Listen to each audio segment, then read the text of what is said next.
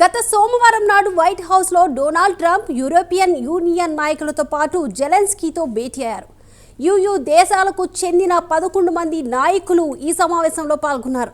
వారికి గత శుక్రవారం నాడు అలస్కాలో జరిగిన సమావేశం వివరాలు వారికి తెలియజేశారు.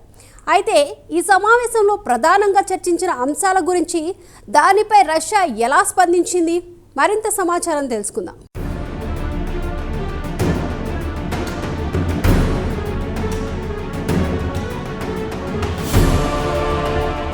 రష్యా ఉక్రెయిన్ యుద్ధాన్ని తాను అమెరికా ప్రెసిడెంట్గా ఉంటే 24 గంటల్లో ముగించేవాడినని డొనాల్డ్ ట్రంప్ ప్రగల్భాలు పలికాడు. తీరా ఎన్నికై అధ్యక్షుడిగా బాధ్యతలు చేపట్టి 8 నెలలు కావస్తున్న ఆ దిశగా ఒక్క అడుగు కూడా ముందుకు పడలేదు.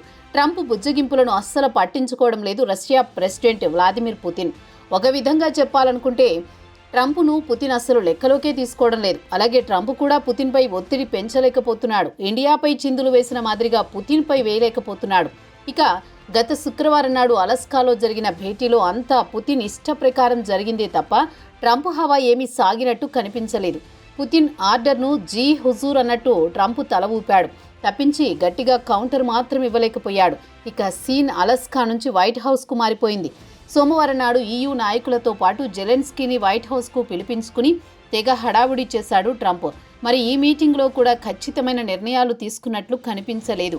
మీటింగ్ చూసిన వారు మాత్రం ఏదో సరదాగా కాలక్షేపానికి అన్నట్లు చర్చలు జరిగాయి తప్ప సీరియస్నెస్ ఎక్కడా కనిపించలేదని పెదవి విరుస్తున్నారు.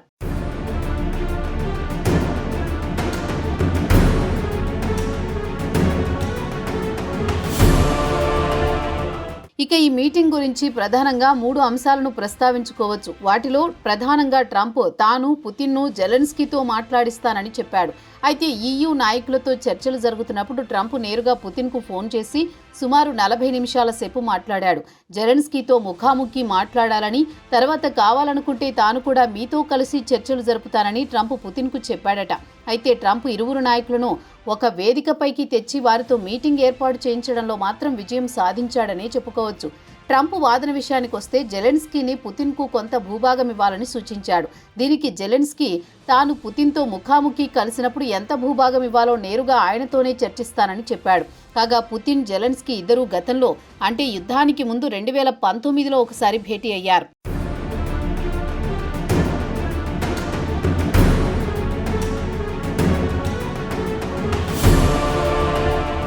ఇక రెండవ అంశం విషయానికి వస్తే జెలెన్స్కీ మాత్రం తనకు సెక్యూరిటీ గ్యారంటీ ఇవ్వాలని పట్టుబడుతున్నాడు. ఉక్రెయిన్కి ఇటు అమెరికాతో పాటు అటు EU దేశాల నాయకులను కూడా సెక్యూరిటీ గ్యారంటీ ఇవ్వాలని కోరుతున్నాడు. అయితే ట్రంప్ మాత్రం సెక్యూరిటీ గ్యారంటీ ఇస్తానంటున్నాడు, కానీ తన సైనికులను ఉక్రెయిన్కు పంపనని తెగేసి చెబుతున్నాడు. అలాగే EU నాయకులు కూడా ఆయుధాలు ఇస్తాం, కానీ తమ సైనికులను ఉక్రెయిన్కు పంపమని ట్రంప్ మాటే చెబుతున్నారు. జర్మనీ ఛాన్సలర్ మెర్జ్ కూడా ఈ విషయాన్ని స్పష్టంగా చెప్పారు. ఇక జెలెన్స్కీ మాత్రం అమెరికా నుంచి $100 బిలియన్ మిలిటరీ కాంట్రాక్టు ఒప్పందం కుదుర్చుకున్నాడు. అమెరికా నుంచి యుద్ధ విమానాలు, మందుగుండు సామాగ్రి, ట్యాంకులు, డ్రోన్లను అమెరికా నుంచి కొనుగోలు చేయబోతోంది. మరి ట్రంప్ 2 వారాల్లో పుతిన్తో జెలెన్స్కీ సమావేశం ఏర్పాటు చేయిస్తానని చెబుతున్నాడు.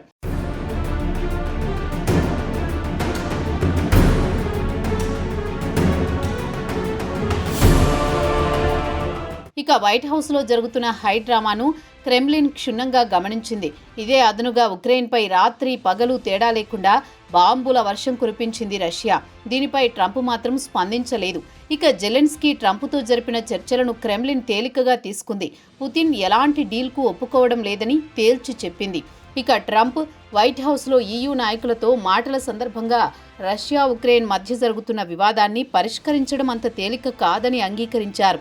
పుతిన్ మాత్రం యుద్ధాన్ని ఆపడానికి ఆసక్తి చూపడం లేదని ట్రంప్ తన మనసులో మాట చెప్పాడు.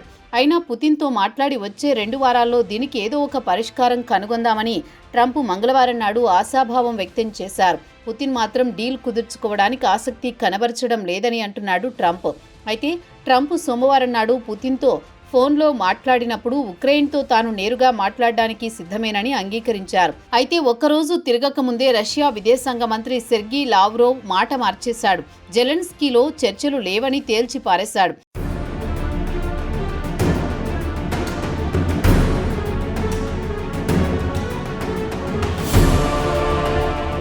ఇక రష్యా విదేశాంగ మంత్రి లావ్రోవ్ మీటింగ్ నేరుగా జెలెన్స్కీతో కాకుండా దశల వారీగా నిపుణులతో మొదలుపెట్టి అలా ముందుకు సాగాలని షరతు విధించాడు. యుఎన్లో రష్యా డిప్యూటీ రిప్రజెంటేటివ్ దిమిత్రీ పొలియాన్స్కీ మీడియాతో మాట్లాడుతూ ప్రత్యక్షంగా చర్చలను ఎవరూ తిరస్కరించడం లేదు, అయితే చర్చలు సీరియస్గా ఉండాలని, ఏదో కాలక్షేపానికి కాదన్నారు. అయితే మంగళవారం నాడు పుతిన్ ట్రంప్తో మాట్లాడుతూ జెలెన్స్కీని మాస్కోకు చర్చలకు రావాలని కోరినట్లు మీడియాలో వార్తలొచ్చాయి. అయితే ఉక్రెయిన్ మాత్రం ఈ ప్రతిపాదనను అంగీకరించదు. రష్యాలో అడుగు పెడితే ఏమవుతుందో తేలికగానే ఊహించుకోవచ్చు. కాబట్టి కీవ్ పుతిన్ ఆఫర్ను తిరస్కరించే అవకాశాలే ఎక్కువగా కనిపిస్తున్నాయి. అయితే గత కొన్ని రోజుల నుంచి ట్రంప్ రష్యా ఉక్రెయిన్ యుద్ధానికి ముగింపు పలకడానికి తన వంతు కృషి చేస్తున్నాడు. పుతిన్కు దారికి తెచ్చుకోవడం ఎంత కష్టమో మాస్కో డిమాండ్లను, కీవ్ పొజిషన్ గురించి ట్రంప్కి ఇప్పటికీ పూర్తిగా అవగాహన వచ్చి ఉంటుంది.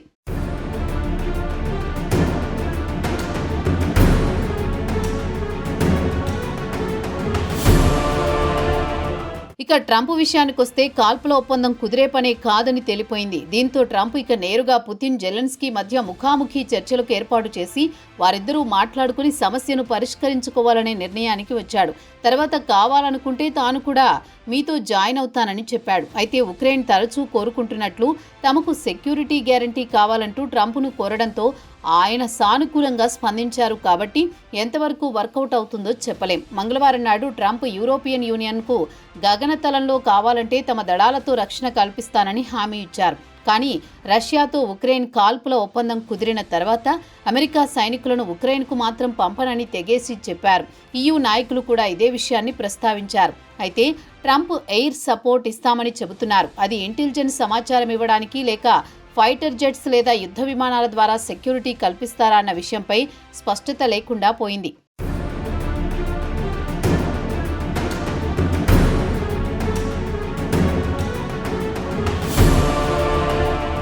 ఇక ట్రంప్ పుతిన్తో అలస్కాలో చర్చలు జరిపారు. అలాగే ట్రంప్ జెలెన్స్కీతో తరచూ చర్చలు జరుపుతూ ఉంటారు. కాబట్టి వారి మనస్తత్వాలు ఎలా ఉంటాయో తెలుసు. ఇరువురు కొరకరాని కొయ్యలని తేలిపోయింది. దీంతో ఇరువురు నాయకులను కూర్చోబెట్టి సర్దుబాటు చేయాలంటే చాలా కష్టమని భావించారు ట్రంప్. అందుకే ఇరువురు నాయకులను ముఖాముఖి కూర్చోబెట్టి సమస్యను పరిష్కరించుకోండని చెప్పాలనుకుంటున్నాడు. పుతిన్, జెలెన్స్కీలు చివరగా 2019లో కలిశారు. అటు తర్వాత ఇరు దేశాల మధ్య యుద్ధం మొదలైంది. ఈ యుద్ధంలో ఇరు దేశాలకు చెందిన వేలాది మంది సైనికులు ప్రాణాలు కోల్పోయారు. ఉక్రెయిన్ మరో గాజాను తలపిస్తోంది. ఇప్పటి వరకు యుద్ధంలో రష్యా ఉక్రెయిన్పై గట్టి పట్టును సాధించింది. అందుకే పుతిన్ కాల్పుల ఒప్పందానికి అంగీకరించడం లేదు. ఇక రష్యా విదేశాంగ మంత్రి మాత్రం ఉక్రెయిన్లో జెలెన్స్కీ రష్యా పౌరులను 2వ తరగతి పౌరులుగా చూస్తున్నారని, ఆ భూభాగాలను ఆక్రమించే వరకు ఎలాంటి చర్చలు లేవని స్పష్టం చేశారు. మరి ఇన్ని చిక్కుముళ్లను ట్రంప్ ఎలా విడదీస్తారో కాలమే చెప్పాలి.